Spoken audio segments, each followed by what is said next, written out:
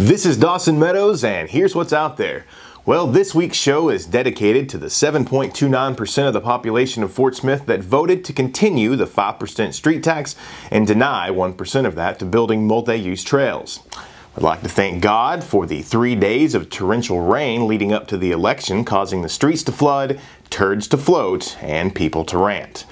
TheCityWire.com reports that Fort Smith voters overwhelmingly renewed the 1% sales tax. Well, if 6,267 of 86,700 is considered overwhelmingly, then folks, it's time for me to hang it up.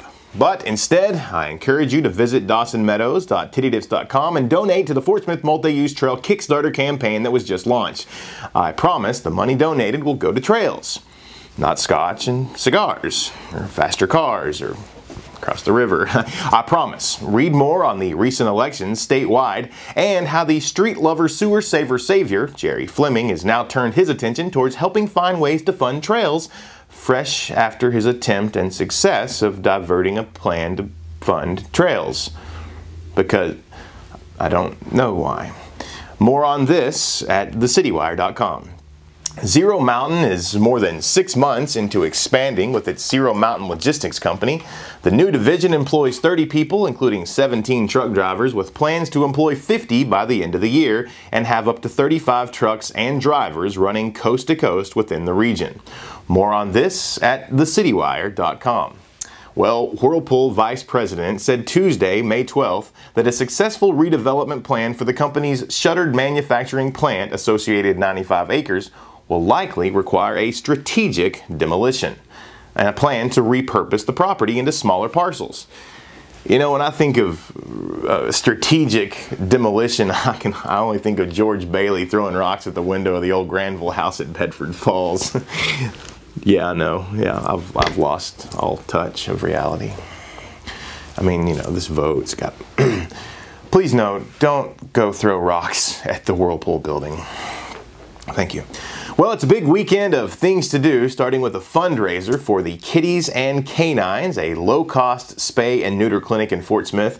Petropolitan is set for Friday night at Golden Living. A live neutering will take place on stage.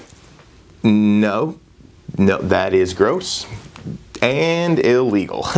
Also, check out the Western Heritage Art Show at the Frisco Station on Friday night with an opening reception. And then this Saturday, things to do in Fort Smith, Arvest Bank, and Kisser 93 present the second annual Judge Parker's Rope For at Harry E. Kelly Riverfront Mud Pit Park in downtown Fort Smith. Yes, folks, it is going to be a mud pit, but lots of fun. The Golden Noose Trophy is up for grabs. All are encouraged to come out and watch this tug-of-war challenge coming up at noon on Saturday. The Western Heritage Art Show also continues Saturday from 10 a.m. to 5 p.m. at the Frisco Station. See even more things to do during this Fort Smith Western Heritage Month, including details on a cowboy-mounted shooting demonstration next weekend and a 5K color dash at the start of the Old Fort Days Rodeo Parade on Memorial Day at thingstodoinfortsmith.com. This is Dawson Meadows with The City Wire and Things to Do in Fort Smith, two local .coms bringing you local news and things to do. Until next week, keep your head up if you're a trail lover, and pull your head out if you're not. And remember, this dash is for you.